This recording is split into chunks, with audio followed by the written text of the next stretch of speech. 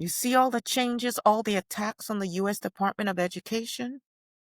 Even the restrictions on that are now being put on loans for professional education, so for loans for medical schools and dentistry and law schools, because these are very expensive schools to go to, and it's one form of advancement for Black and brown people. Listen to this. Education, no doubt, is the key to long-range progress, although jobs and decent housing are the immediate needs. But the example of the Penn Station Red Caps has to be kept in mind. So when I talk about the Penn Station Red Caps, I was talking about men who had been educated earlier, but who were closed out of job opportunities, and all they could get jobs as were as porters.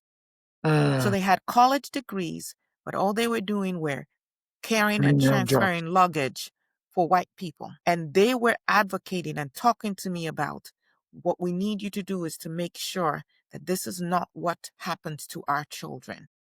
We don't just need them to be able to get an education. We need them to have opportunities, because we got an education, but they still close doors to us, right? So I go on to write, education alone will not be enough, even a college education. And it is obvious that not all Blacks, any more than all whites, are college material, as we now define college. For the most part, the education provided for Black children is a kind designed to keep them in their place. And I go back to talk about before the Civil War, but I talk about how we must open opportunities. And so one of the things that I did when I was an assemblywoman in the state of New York is I sponsored a bill for a program that they have been trying to gut since then. It's called SEEK.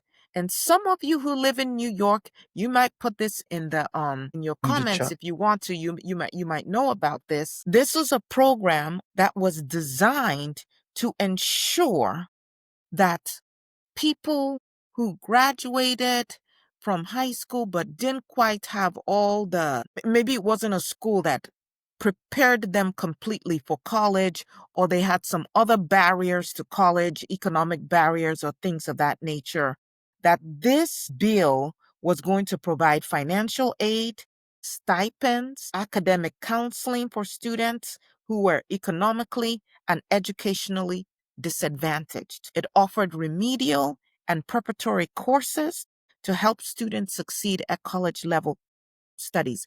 It helped women who were, and men who were maybe first time college students. Maybe they had children in school, in high school or things of that nature. It created pathways to college degrees for first generation students and many minority students.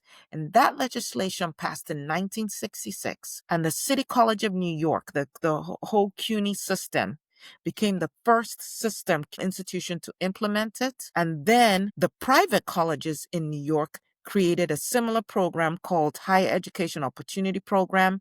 And then the SUNY program, which is the State University of New York, now created a similar program called the Educational Opportunity Program. And it was my leadership that made that possible. And this is also why you want to have a diversity of experiences and voices at the political level. Because when you have lived a certain experience, you come to problems with a certain viewpoint. Understanding. You come to problems with certain understanding of what possible solutions could be. You actually understand the issues in a way that someone who has never had to deal with that might never even see it, to be dismissive of it.